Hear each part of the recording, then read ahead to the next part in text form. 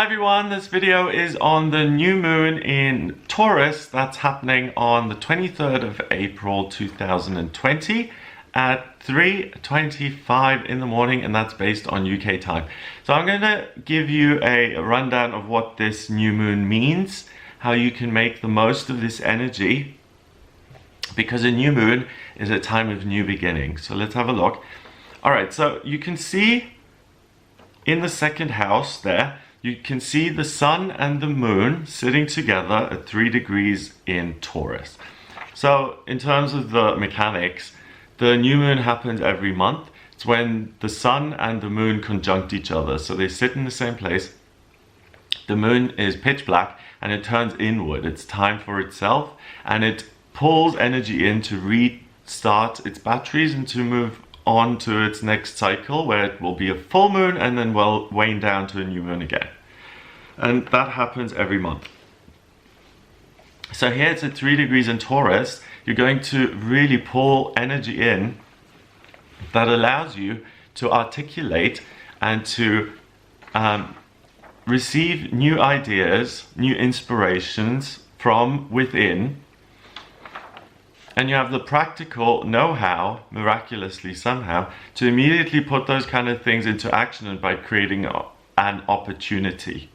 I think this new moon is the darkest of the year in Taurus. It's the most settled new moon. It's the most quiet new moon, because Taurus is the bull. It does not like change. It likes to sit down and to lie in the mud.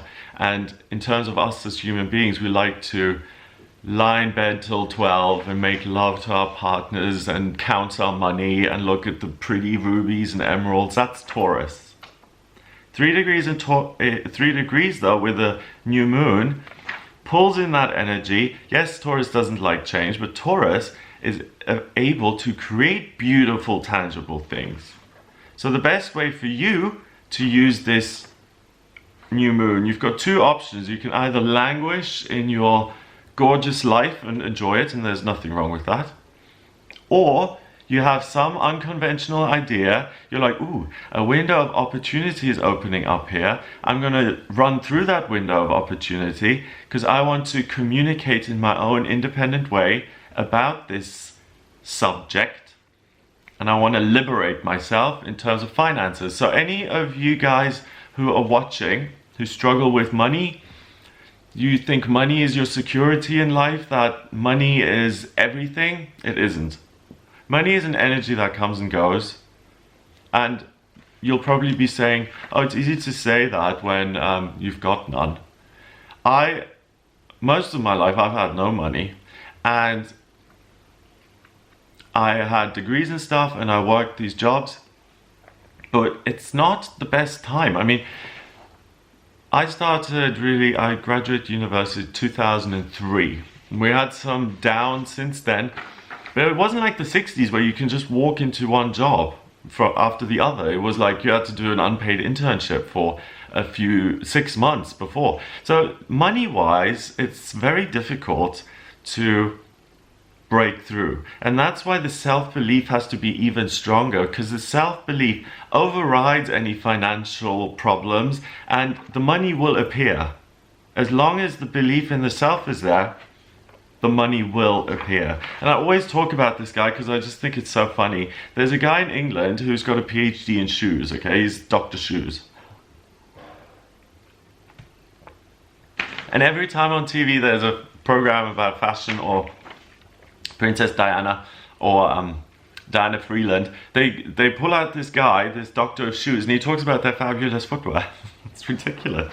He's an expert. I mean, he has studied shoes, and regardless of the money, he loves shoes, I suppose. And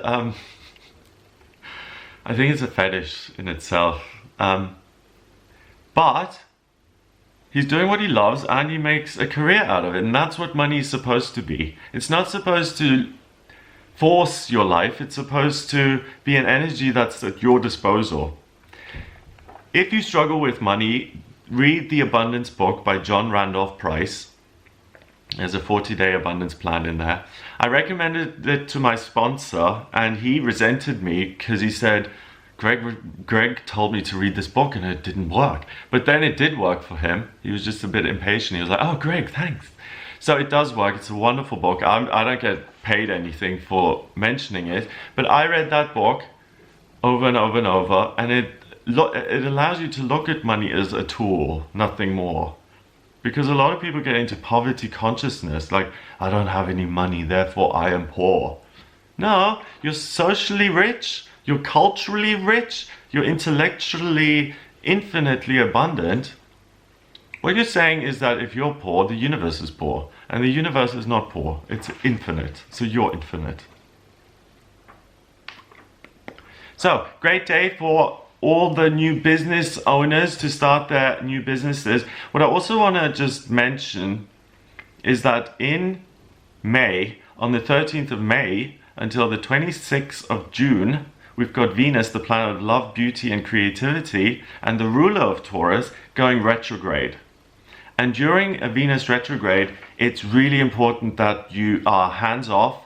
New businesses, new relationships, new things that you pour your love into, no. During a Venus retrograde, you see things differently and you get yourself into situations which, when Venus goes direct again, you're like, who did I just wake up next to? Oh my God, what was I thinking? Or, why did I buy this house? I'm not going to be stuck here for the next 20 years. You know, it's those kind of things. You can possibly avoid it during a Venus retrograde. And I'm warning you ahead of time, this new moon is like the universe's compensation for Venus going retrograde, because this new moon allows you to launch a new business, to launch something that you truly care about, and to turn an idea into something practical, physical, that can actually benefit you in a practical, physical way. So we've got Uranus sitting 3 degrees away from the new moon in Taurus. Uranus is the unpredictable and chaotic. So we've got 333. 333 is communication. Begin, begin, begin. Start something new. Be independent. Create something of your own desire. Let's see what aspects this new moon forms with other planets, because that's going to color and influence its energy. So first of all, it forms a semi-square with Neptune in the first. Neptune in the first is hazy. It's, I don't know who I am. What should I do? Am I this or am I that? And that's foggy, and that makes things difficult. So the new moon is saying, okay, fog, stay over there, please. We're trying to get some clarity. So the new moon allows you to see things clearly, and it removes that fog for you. Hooray. So at least you know crystal clear what it is you're doing. So you can trust your decisions and your intuition, which is always in life the one thing you ought to listen to. Don't listen to people like me. Don't listen to the millions of psychics and what you ought to do with your life. If you're at a loss, you talk to an astrologer. I'll give you my take on your chart, but ultimately, I'll say you should work as a dentist in Sydney, even though you're currently a businessman in London. I do things like that, and sometimes it's major change, and the whole point is that you then think about it and see whether it resonates with you. And if it does resonate with you, then I've done my job by opening something that you hadn't considered and seen before, and then you actually do it. So this is a wonderful transformative day. Also watch the weekly horoscope for Monday the 20th until the 26th, because Pluto, the planet of transformation and change, that goes retrograde this week. Let me just check on what day.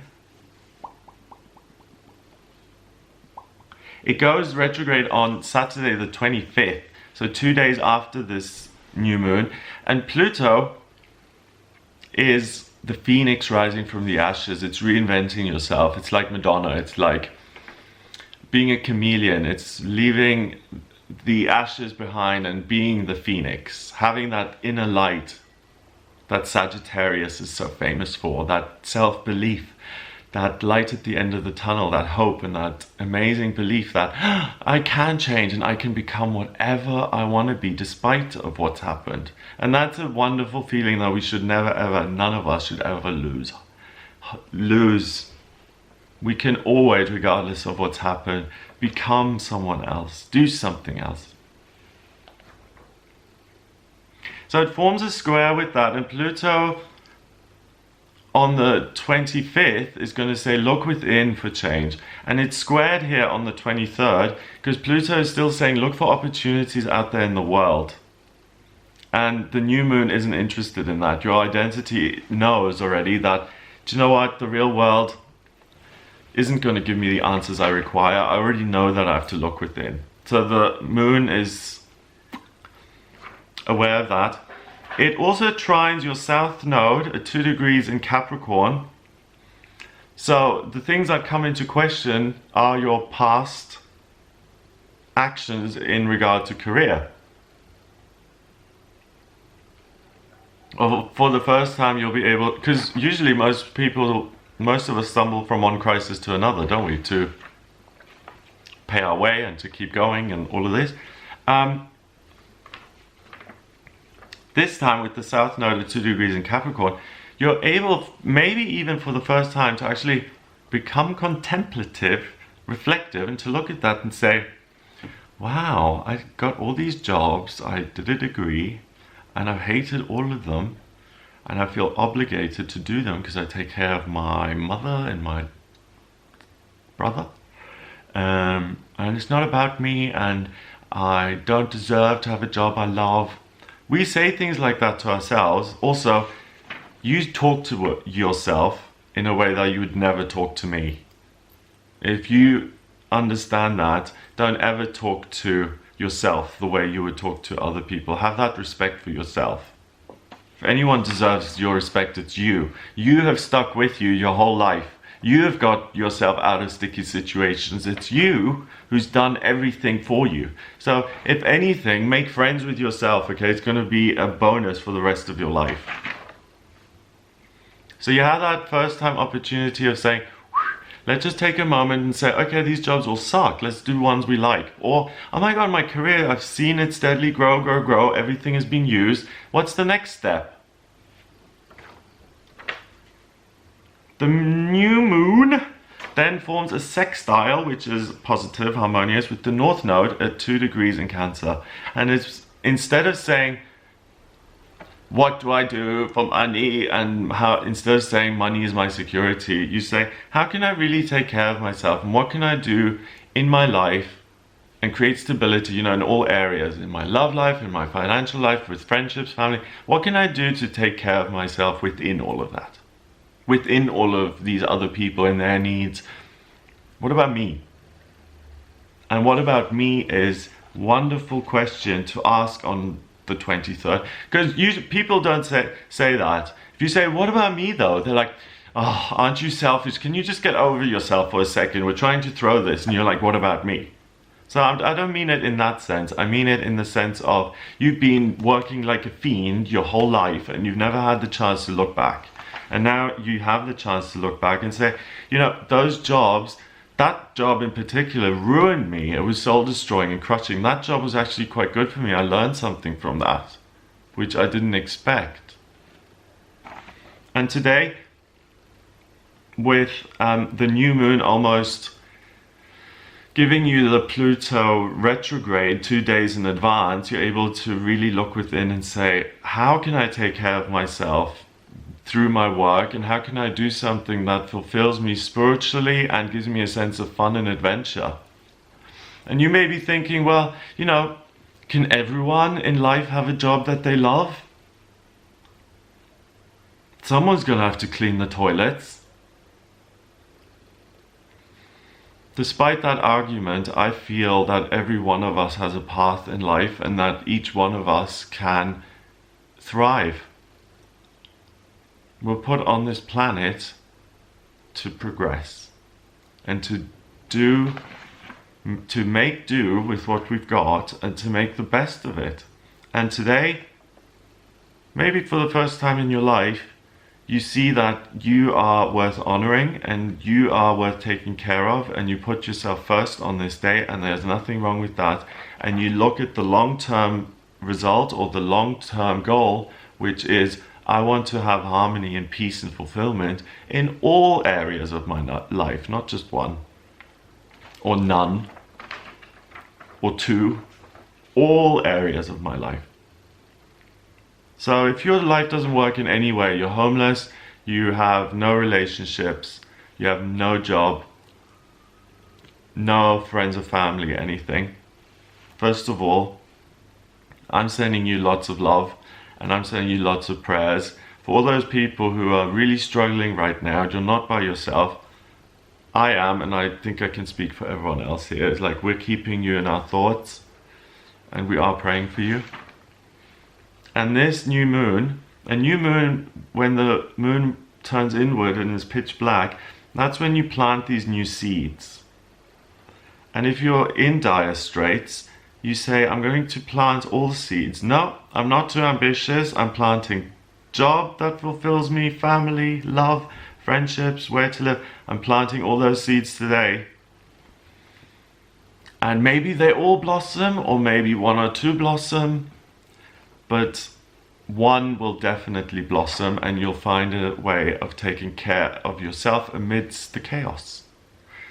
There was a documentary on a guy called Avicii. He was a DJ, Swedish DJ, and he took off, and the schedule became something of a monster that was outside of his control, and he was ill, he needed time, and he let external circumstances dictate too much on how he felt internally. And that is the balance we all have to maintain in life. You know, if society says, oh, you're a fag, you should be put to death, then me, myself and I have to find a way of saying, okay, that's what they think. Me being a fag is actually all right. So first of all, I need to be entitled to my own opinion to say fags are all right. If I don't have a right to my opinion, then it's like, oh, he's right. Fags are horrible. So first is self-belief to say, I'm actually fine. And then being able to distance yourself from that and saying, his hatred towards gay people, I don't need to adopt that and internalize it and say, oh, you're a fag, I hate you. I'm using the word fag, by the way, because I am a fag. I get to use it, I suppose.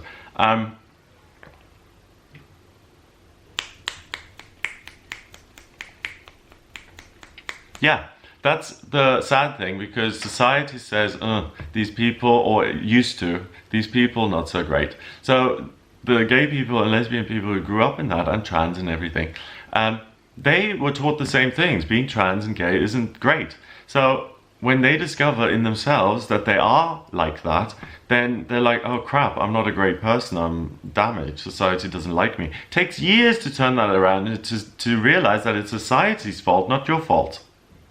And that is a huge revelation. And that's what I'm trying to express with this new moon in Taurus. The revelation is that all of the labels you've had put on you, irresponsible, lazy, manic depressive, never comes through on anything, or lovely and dependable, and Susan will take care of everything, we'll take advantage of her, she always cleans up. Whatever other people see you as, you can press the reset button on that and really look to the next few years today and say, well, who do I want to be? It's the best question to ask yourself in life, because there are so many versions of you. There's the hippie new age version of you. There's the boss man CEO version of you. There is the swimmer who crosses the channel in you. You don't even know what's in you. So allow, let's plant seeds of all the things you want, but I just realized that in this little flower pot that you've got with soil and fertilizer in which you're planting your seed, the universe has already planted a magical seed of its own, and that's the unknown glory that you're not aware of. So you can plan for wonderful things in your life, but the higher self has so many more amazing things in store for you that you can't even think of, that you're making plans for the future. And if you do that, the universe joins in and helps you and plants an amazing seed for you, which is silver and shining and magical, and it's going to manifest something like that in your life.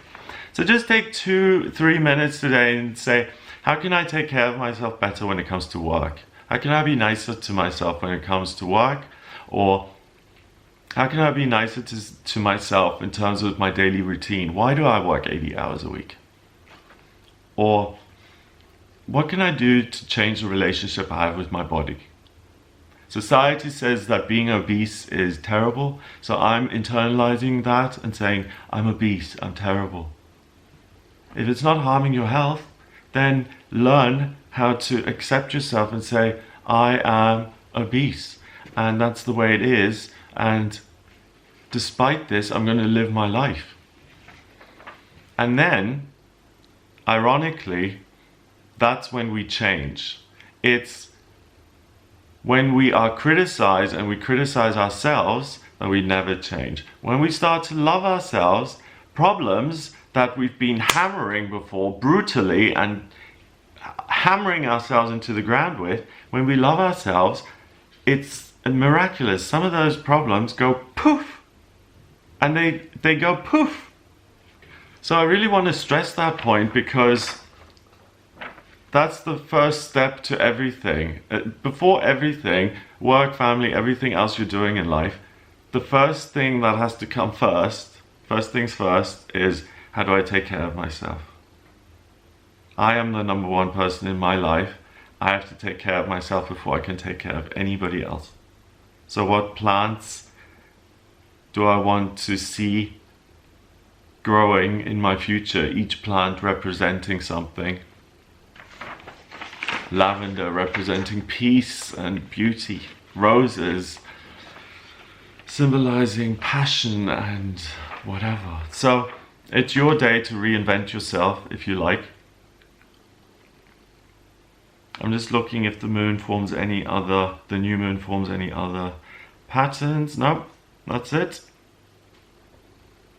Oh, it also forms a square with Saturn in Aquarius. Excuse me.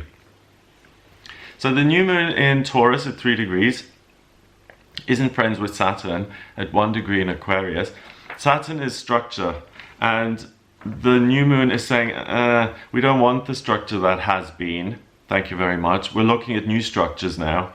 So you're not bothered by the constraints placed on you anymore. You're like, I am ready to let that go and move on. I'm ready to move on. So this is wonderful. Anyone who's been stuck in a situation where you haven't been able to let go of the trauma or the pain or the difficulties, this is the day to let all of those go. Take a breath, exhale them. Take a breath and plant those seeds and say, I am anything I can be. Universe, I'm willing to become whatever you want me to become. Boom, mic drop. Have a wonderful new moon. If you would like a personal reading with me, please get in touch via my website. It's gregoryscott.com. I do personal readings, and in the personal readings I use astrology, tarot, numerology, and my intuition. So I'm an intuitive astrologer. To draw up your charts, I need your place of birth, date of birth, and time of birth. If you don't have your time of birth, then please order a chart rectification with me. That's a process where you give me 10 or more life events, and by looking at these life events, I'm able to work out the exact time of birth, because the chart changes every 4 minutes. And if I don't have the time of birth, it makes your chart far less accurate. So have a look at that. If you like this video, then please subscribe and hit share. Have a wonderful new moon in Taurus, and I'll speak to you soon.